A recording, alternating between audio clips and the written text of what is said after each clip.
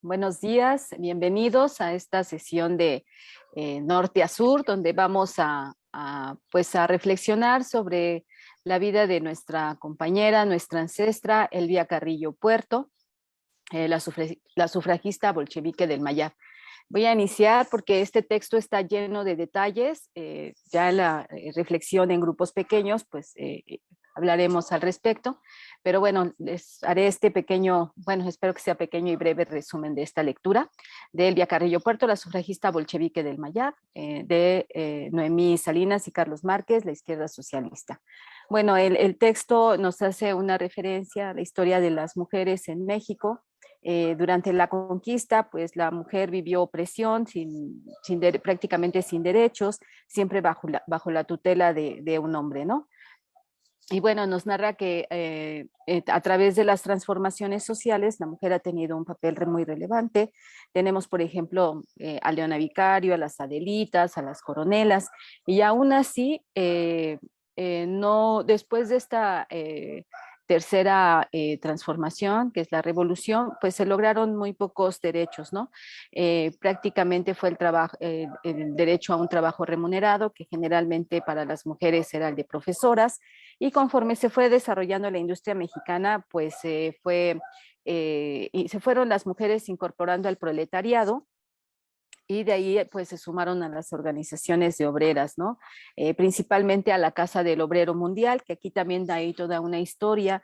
Lo único que les puedo comentar ahorita es que esta Casa del Obrero Mundial sufrió el acoso de varios gobiernos y finalmente, bueno, Victoriano Huerta la cierra, eh, la cancela, y hay mucha información al respecto, archivos completos, pero están en Holanda. Entonces, pues es parte de nuestra historia que también está allá en el extranjero, ¿no? Y bueno, esto era la situación de las mujeres más o menos en las ciudades. La mujer en el campo pues vive la doble opresión, no solo de laborar en las labores domésticas, pues también tiene que hacer la labor de cuidados y también la labor en el campo, ¿no? La cosecha, la siembra, el vender estos productos y además, y si no, pues dedicarse a hacer artesanías y venderlas para poder así, pues apoyar a los hogares, ¿no? Que vivían una situación muy precaria.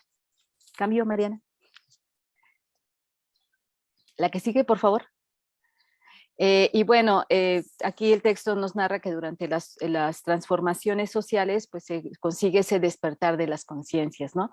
Lo que nosotros llamamos la revolución de las conciencias se lleva a cabo, y la de Revolución Mexicana, pues lo que deja ahí de manifiesto es que las mujeres van a luchar por sus derechos, van a organizarse y van a despertar para acabar con pues esta labor que les estuvo asignada durante siglos, que fue procrear, y las labores de cuidado, ¿no? Las labores domésticas. Adelante, por favor. Eh, bueno, aquí el texto nos narra las condiciones en que estaba Yucatán para el tiempo de Elvia Carrillo, los principios del siglo XX. En Yucatán pues se vivía una situación muy difícil.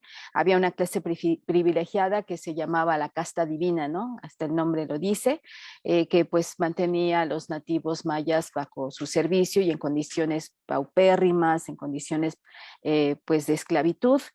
John Kenneth Turner, que escribió El México Bárbaro, pues ahí lo narra con más detalle, ¿no? Y aquí la escritora, bueno, aquí los dos escritores nos colocan algunos ejemplos que ahorita no profundizaré, pero pues vivían unas condiciones terribles de esclavitud, de abuso, de violencia, y las mujeres pues la llevaban todavía peor, ¿no? Las mujeres eran obligadas a casarse sin su consentimiento, y además estaba este derecho de pernada, ¿no? Hay varios textos que lo narran muy interesantes, y la verdad también pues muy tristes, ¿no? De las situaciones que vivían las mujeres. Algunas se rebelaban, pero pues era la muerte, ¿no? Y bueno, pues en estas condiciones cambió. en esta situación que se vive en Yucatán, pues es donde nacen los hermanos Carrillo Puerto, son fruto de la unión de Adela Puerto y Justiniano Carrillo, tienen 14 hijos, el segundo de ellos es Felipe Carrillo Puerto, que llega a ser gobernador socialista de Yucatán, y Elvia pues es la sexta de esta familia, de estos hermanos. Nace en Motul el 6 de diciembre de 1978. Ella tiene estudios básicos y recibe la influencia primeramente de un profesor que pertenecía al movimiento de Rita Cetina. Rita Cetina, como sabemos, es una mujer feminista de Yucatán, de Mérida, que inicia pues actividades, no solamente la discusión en su revista La Siempre Viva, sino también forma escuelas para mujeres, para niñas, ¿no? Tanto para niñas de recursos como también de escasos recursos, más o menos por 1874, me parece. Y bueno, ella pone un énfasis en la importancia de la educación de las niñas. Y otro personaje también que influenciaría a los hermanos Carrillo Puerto, pues es el sacerdote anarquista, Serafín García, que pues tenía ideas muy diferentes a la mayoría pues de los religiosos, ¿no? Que veían pues algunas ventajas en apoyar a esta casta divina. De hecho, hay un texto que en una boda donde ya exige el amo el derecho de pernada, le dicen, pero va a permitir esto, y la cita ahí está de que el sacerdote dice, pues es que nosotros también comemos, ¿no? Entonces, bueno, es parte de las historias que hay de ahí de este periodo. Y bueno, así los dos hermanos van a tener esta influencia socialista que, bueno, va a ser pues su vocación de lucha, y pues los va a llevar a Felipe pues finalmente a ser sentenciado, bueno, fusilado, bueno, asesinado, y a Elvia pues va a tener unas condiciones precarias que ya más adelante veremos. Adelante, por favor. Bueno, Elvia se casó a los 13 años, ella trabaja para sostener los gastos de la familia.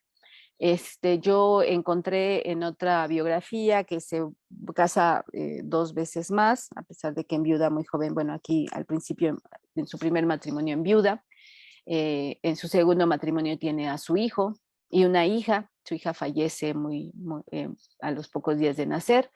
Y bueno, ella, a pesar que en viuda, pues ella sigue manteniendo trabajando, no regresa al hogar familiar, conserva su independencia, y pues llega a ser profesora, ¿no? Y con la profesora, pues como profesora, platica con las madres, organiza tertulias junto a otras profesoras. En estas tertulias, pues se platica sobre la necesidad del voto femenino, la necesidad de la educación y demás temas relacionados con los derechos de las mujeres.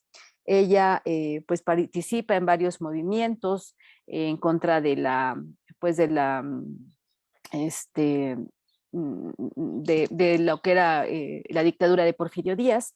Ella y su hermano hablan maya, y esto les permite un acercamiento al pueblo. Durante el 1912, Elvia forma la primera Liga de Mujeres Campesinas, y bueno, después de la muerte de Francisco I. Madero, del asesinato de Francisco I. Madero, pues en Yucatán se vive en situaciones de mucha represión, y aún así, pues Elvia mantiene esta organización pues socialista, ¿no? Adelante, por favor. Hay para el tiempo de Elvia, más o menos en 1916, Salvador Alvarado tiene un gobierno progresista, un gobierno que apoya pues ahora sí que los derechos de las mujeres. Yo encontré estas citas que me parecen muy representativas. Dice, mientras no elevemos a la mujer, nos será imposible hacer patria, ¿no? Así como había miles de esclavos en los campos, también había en las ciudades miles de pobres mujeres sometidas a la servidumbre doméstica, en una forma que con apariencias de paternidad era de hecho una positiva esclavitud. El servicio de las casas ricas se hacía por docenas de pobres mujeres indias o mestizas que vivían encerradas, trabajando incesantemente, sin más salario que el techo, la ropa y la comida. Y bueno, así gobierno progresista de Salvador Alvarado tiene diferencias con Felipe Carrillo, lo encarcela de hecho, pero Elvia intercede y pues se libera y colaboran con este gobierno revolucionario, ¿no? Y bueno, este gobernador repartiría tierras también y bueno, después con Felipe, pues esto sería mucho más, ahora sí que el reparto de tierras y los beneficios a los más pobres se verán ya de una manera pues más radical. Cambio, por favor. Y bueno, a este gobernador, a Salvador Alvarado, a este gobierno progresista, le debemos pues que se lleven a cabo los dos primeros congresos de mujeres en Yucatán, ¿no? El primero fue del 13 de enero al 16 de enero de 1916. Y bueno, aquí se ven las características o lo que la premisa de un gobierno socialista, ¿no? Liberar a todos los individuos de cualquier opresión y por supuesto el tema de la emancipación de la mujer fue muy importante para ambos gobiernos progresistas en Yucatán, el de Salvador Alvarado y el de Felipe Carrillo Puerto. En este primer congreso hay una polarización, hay unas mujeres que ya se expresan ahí muy conservadoras, en la que dicen pues, que lo único que se necesita es mejorar las condiciones de las mujeres en el ámbito privado, ¿no? A través de la educación, ellos piden educación, pero pues existe el sector radical representado por Elvia, siempre va a ser representado por Elvia, donde la mujer tiene que empezar a involucrarse de inmediato en todas las decisiones que afecten su vida, reivindicándolas como ciudadanas con plenos derechos e igualdad de condiciones con los hombres en todos los ámbitos de la vida pública. Aquí pues el texto nos coloca varios ejemplos, inclusive los temas que se tocan, las mesas de discusión, pero pues ya más adelante lo veremos en los grupos pequeños, lo discutiremos, lo reflexionaremos y también en la siguiente plenaria.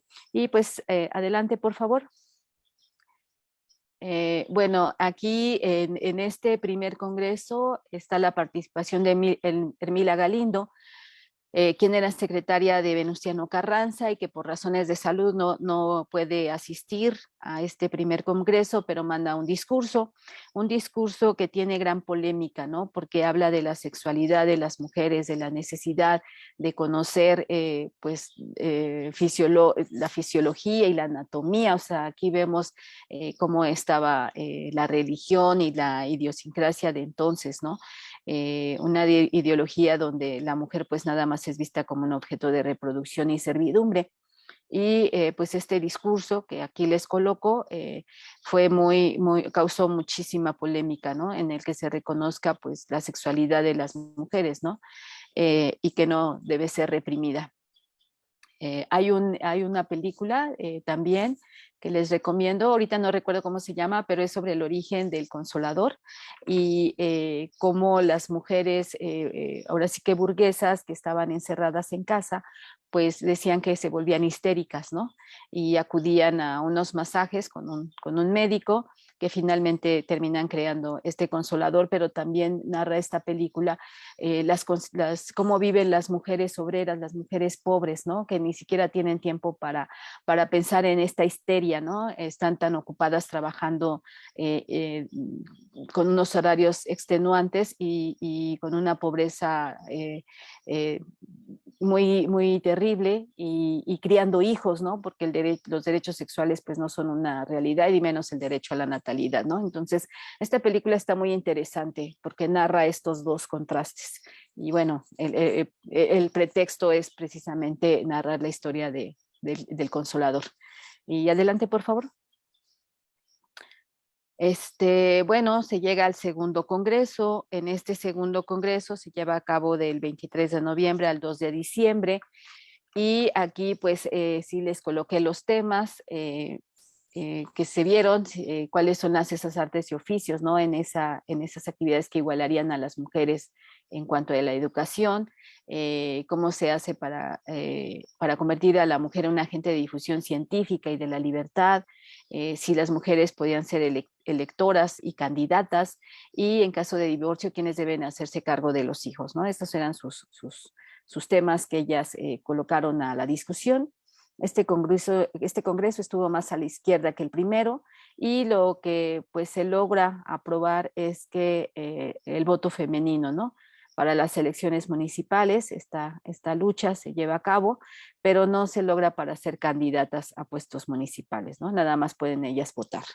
Y bueno, adelante, por favor. Bueno, aquí el texto nos narra el origen del Partido Socialista del Sureste, que son fundadores los hermanos Carrillo Puerto en 1916. Elvia aquí nuevamente continúa en su lucha por el derecho del voto femenino, la necesidad de y en el primer Congreso de Yucatán nuevamente intenta ella colocar a la mujer en igualdad de los hombres, ¿no? Que sean aceptadas en las ligas de resistencia obrera, y pues también el derecho a ser votadas como consejiles. Así dice el texto, consejiles, después de transcurrir un año de estar en su lugar de trabajo, ¿no? Un año de antigüedad. Pues también ella hace propaganda y logra que las mujeres campesinas se adhieran a la Liga Central de Resistencias Femeninas.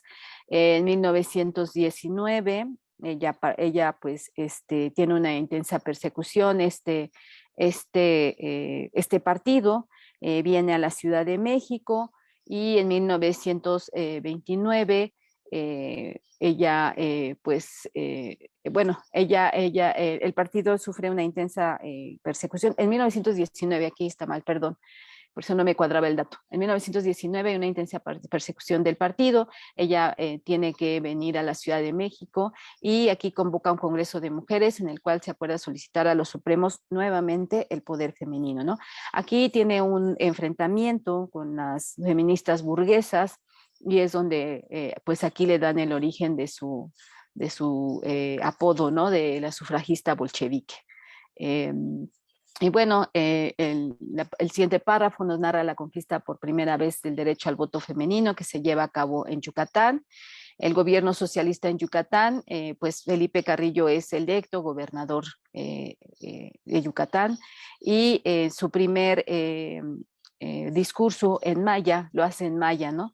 Y bueno, ahí les dice a los presentes que pues tiene todo el apoyo, ¿no? Es un apoyo muy grande que recibe, de 62,801 votos, frente a otro que solo recibe, bueno, a Bernardino Menabrito, que solo recibe 2,888, ¿no? Es un triunfo contundente, y le habla al pueblo en maya, ¿no? La tierra es de ustedes han nacido aquí, han crecido aquí, han gastado su vida encorvados en el campo cortando pencas para el amo que se ha apoderado de las tierras, pero ustedes las van a recuperar de acuerdo con las nuevas leyes que reconocen ese legítimo derecho, y siendo de ustedes la tierra, lo natural es que las cosechas también les correspondan.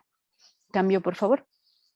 Y bueno, aquí en este periodo pues se van a llevar grandes cambios a través de la Liga de Resistencias, hay otro error perdón, de las Resistencias Femeninas Campesinas y la Liga Rita Cetina. Hacen un trabajo muy fuerte en Yucatán, ¿no? Principalmente la alfabetización, la lucha contra el alcoholismo, el control de la natalidad, métodos de higiene para las prostitutas, nutrición para los niños y niñas, métodos de primeros auxilios, la creación de cooperativas para comercializar los productos que las mujeres elaboraran, y principalmente la legalización del divorcio, que pues también tiene todavía sus reservas machistas, pero se da, ¿no? El derecho al divorcio. Bueno, la principal es que no se puede casar la mujer hasta después de 300 días, ¿no? Para ver que no estuviera embarazada, porque esa era la única manera de comprobarlo. Y bueno, aquí en este gobierno de Felipe Carrillo, como les digo, él como ingeniero agrónomo, participa en Morelos, precisamente con Zapata, en esta comuna zapatista, donde él ve que se hace una entrega de tierras muy, muy grande, a través de asambleas, ¿no? Y que en Morelos se lleva a cabo el poder del pueblo. Entonces, Felipe lo trae aquí a Yucatán y hace una entrega de muchísimas tierras, ¿no?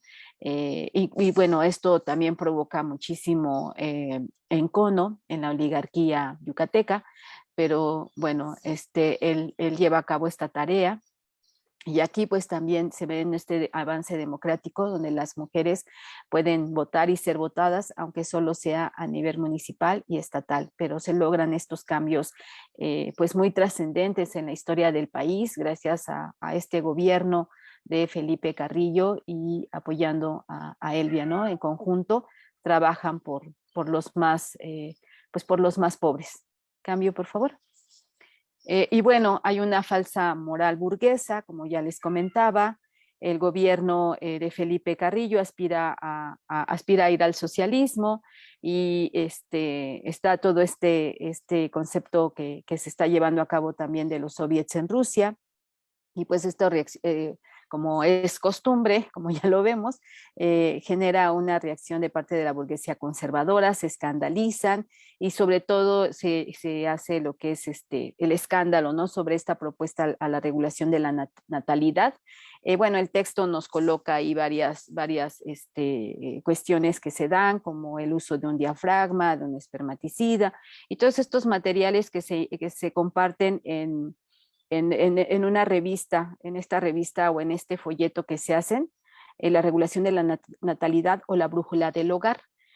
Ahí se promueve esto y a pesar de que las mujeres yucatecas pues no tienen alcance todos estos implementos necesarios como son duchas vaginales, soluciones, supositorios, pues aquí lo importante es que dice, pues se coloca ahí al alcance de las mujeres el derecho a decidir sobre sus cuerpos y cuántos hijos tener, ¿no? Esto es lo importante, que ellas empiezan a reflexionar sobre la necesidad de ellas saber o tener esta elección.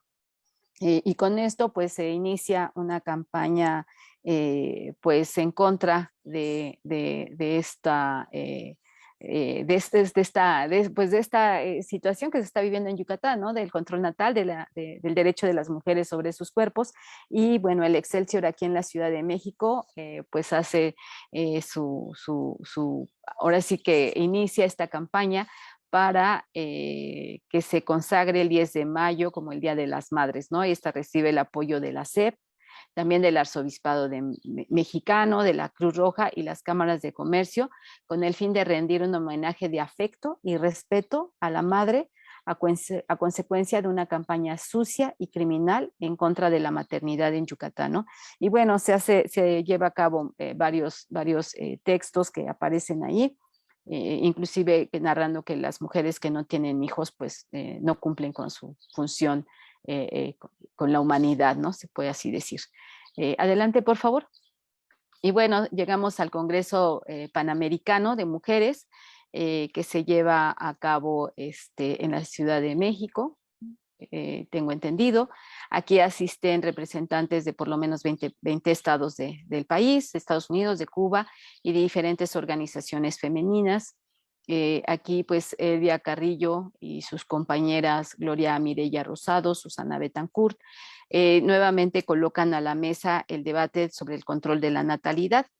Y el amor libre, ¿no? Esta propuesta del amor libre era pues para, no como un libertinaje, sino que daba protección a la mujer dentro y fuera del matrimonio y asegura el derecho de los hijos precisamente fuera del matrimonio. Yo les puedo compartir que en mi acta de nacimiento, yo nací en 1969 y decía primera hija natural, y ya en el acta de mi hermana que sigue dice primera hija legítima, ¿no? Entonces se hacían estas diferencias con los hijos fuera del matrimonio y, y los hijos fuera del matrimonio se supone que no tenían derechos, ¿no? Entonces, por eso era esta propuesta del amor libre, no para un libertinaje, sino para conceder derechos, como una concesión o como un derecho precisamente a reconocer, ¿no? A estos hijos y los derechos de estas mujeres. Pero aún así, las delegadas, la mayoría de las delegadas, pues plantean que pues esto no, el control natal no es un remedio para un país que había sufrido una grave reducción en la población durante la revolución. Considera a la mujer solo como productora de futuros ciudadanos para la patria, ¿no? Aún en este congreso pues se da este argumento. Y bueno, solamente se dice que el matrimonio, estas conservadoras, pues nada más proponen que las ceremonias deben de ser menos ostentosas y que deben de ser unos eventos más, unos actos más sencillos para resaltar la nobleza de la ceremonia, ¿no? Y aquí vemos pues toda esta lucha contra esa ideología, ¿no? Que está ahí, tanto pues como la religión tenía muchísima, dictaba, ¿no? Cómo debía ser el comportamiento de las mujeres, ¿no? Y bueno, a pesar de todas estas diferencias, pues se logra un consenso. Las mujeres conceden el derecho a seguir luchando por el voto de la mujer. Y bueno, ya en 1922, Rosa Torres ya había sido la primera mujer votada como presidenta del Consejo Municipal en Mérida. Y en 1923, Elvia Carrillo y Raquel Cid ya habían sido elegidas diputadas. Y bueno, cambio, voy a hacer esto más rápido. El derrocamiento de Felipe Carrillo, ¿no? Felipe Carrillo, pues como ya les comentaba, con este reparto de tierras, con este reconocimiento de los derechos, pues logra, o sea, hay una oligarquía que se opone y con la inestabilidad que se estaba viviendo en el país, pues ellos pues lo utilizan, les sirve, y Felipe necesitaba armamento, ¿no? Para pues tener ahí un control de la población a través aunque tenía el apoyo de la mayoría, pero pues no tenían armas, ¿no? Y esto sí lo tenían los oligarcas. De hecho, el ejército también tiene una participación ahí en contra de Felipe. Él logra huir, y finalmente lo capturan y es fusilado en 1924, junto con 3 de sus hermanos que también colaboraban con él y otros colaboradores. Y pues aquí aquí se siembra en Yucatán un ambiente de terror, una persecución. Elvia tiene que huir, y a pesar de que Álvaro Obregón y Plutarco Elías Calles públicamente lamentaban la muerte de Felipe, pues en Yucatán hacían todo lo contrario, ¿no? Y les comento de esta persecución y que Elvia pues tiene que salir huyendo. Cambio, por favor. Elvia llega a la Ciudad de México. Aquí trabaja un tiempo en la Secretaría de Agricultura y Fomento. Pero en San Luis Potosí ella logra una candidatura para una diputación. Ahí sufre un atentado, le disparan 8 balazos. Afortunadamente logra salir con vida de este atentado y tiene un triunfo también muy fuerte, muy democrático, con 4.576 votos a su favor y solo 56 en contra, pero no se le permite ocupar su curul porque pues todavía no estaba esto en las leyes, ¿no? Que las mujeres pudieran ocupar el puesto de diputada. En 1925 funda la Liga de Orientación de Acción Femenil y participa en junio en el Congreso de Mujeres de la Raza, organizado por la Liga de Mujeres Ibéricas. Y bueno, aquí ellas colocan esta premisa, ¿no? Este argumento de que las dirigentes de la izquierda socialista insisten en que los problemas fundamentales de la obrera y de la campesina mexicanas son de orden económico y no como propugnan las delegadas derechistas y moderadas, el producto de las condiciones sociales y morales de la época, ya que estas a su vez no son sino el producto de la extrema pobreza en que viven las trabajadoras mexicanas, ¿no? O sea, que había que cambiar el orden económico, ya era una propuesta de estas compañeras izquierdistas o socialistas. Cambio, por favor. Y bueno, esto siempre va a estar enfrentándose Elvia con estas mujeres conservadoras. Hay una división en el movimiento, pues aquí nos dice, ¿no?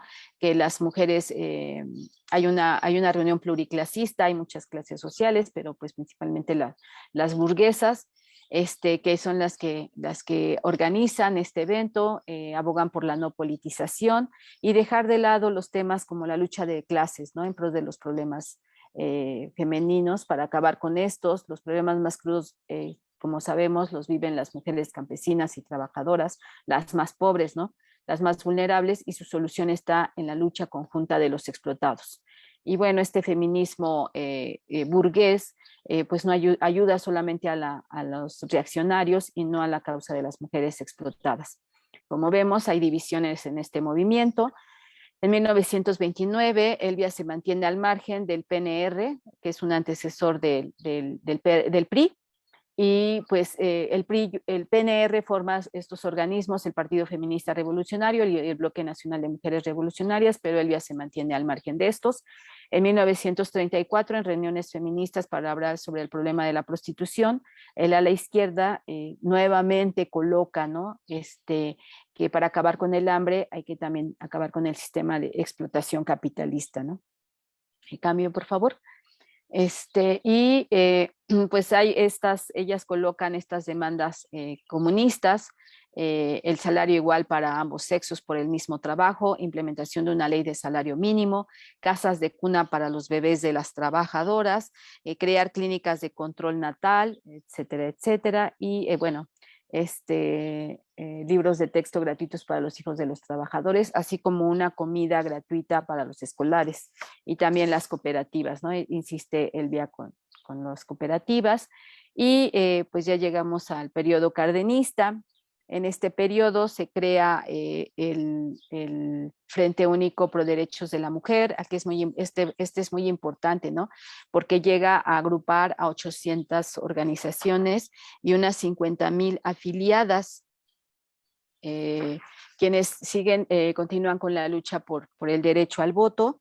Bueno, el 18 de noviembre de 1937, Lázaro Cárdenas se ve presionado, ¿no? Para emitir este decreto del derecho ciudadano a las mujeres, otorga el derecho ciudadano a las mujeres, pero no se concreta el derecho al voto. Había un movimiento de católicas y muy fuerte, un movimiento reaccionario de católicas, y pues lamentablemente no se concreta el derecho al voto, pensando pues tal vez que se daría el derecho sería el derecho manipulado, ¿no? Entonces no se lleva a cabo el derecho al voto, y esto causa pues gran desilusión. Cambio, por favor. Y bueno, Elvia Carrillo continúa con su lucha y se forma este Frente Revolucionario Mexicano. Elvia redacta los documentos básicos y aquí ella pues expresa su pensamiento, sus ideas, ¿no? Y sí me parece muy interesante, muy importante, y le voy a dar lectura. Nuestra tendencia será necesariamente socialistas, luchando por tanto porque el gobierno esté en manos de las clases trabajadoras convenientemente preparadas y consecuentemente con esto contribuiremos resuelta y permanentemente para lograr la emancipación de la mujer en todos los órdenes de la vida social contemporánea. El sector femenino del Frente Revolucionario Mexicano empleará como táctica de lucha el sindicalismo revolucionario, en particular, para la completa conquista de sus derechos, y en tal concepto empleará como medios de acción las manifestaciones públicas, mitines, boicots, huelgas, etcétera, etcétera, señalando por todos los medios posibles las injusticias que se cometan hasta conseguir el respeto que se merece y reclama a la mujer para su completa emancipación. La lucha de la mujer debe darse con los métodos de la clase obrera y no está desligado de la lucha general de los trabajadores. Las demandas inmediatas no deben perdernos del objetivo de la lucha general por la emancipación completa de la humanidad, la lucha por el socialismo. Cambio, por favor. Y bueno, Elvia con sus ideas, pues vive unas situaciones, siempre vive dificultades, vive en un hogar modesto y pues finalmente ella fallece el 15 de abril de 1968 a los 89 años. Ella pues es testigo del derecho al voto ya cuando se otorga completamente en 1957. ¿Sí? 1953, perdón. Y pues fue una sufragista, una mujer que luchó toda su vida, hasta prácticamente el final de sus días vivió de acuerdo a sus ideales, y pues es lo que yo ahorita les puedo compartir. Es un texto que tiene muchísimos detalles y muy, muy rico, pero también pues narra a detalle, ¿no? La vida de esta ancestra nuestra, que qué bueno que la recuperamos porque pues se mantienen en el olvido las luchas de muchas mujeres, ¿no? Y ella es una de nuestras mujeres más importantes de esta lucha, pues prácticamente ligada al socialismo ya en esos inicios del siglo XX. Muchas gracias. Gracias, Gis. Igual habíamos dejado al final un textito sobre, bueno, de Rosa Luxemburgo, pero mejor ya nos vamos a ahí voy a dejar de compartir, a las mesas de discusión para no extendernos más, y pues ahí también platicamos sobre la cuestión de la cárcel y si puede ser un instrumento, o si ha funcionado como un instrumento también de opresión por parte de la burguesía y de exclusión social racista, ¿no? Y clasista totalmente. Pero bueno, eso lo podemos discutir allá en las mesas pequeñas.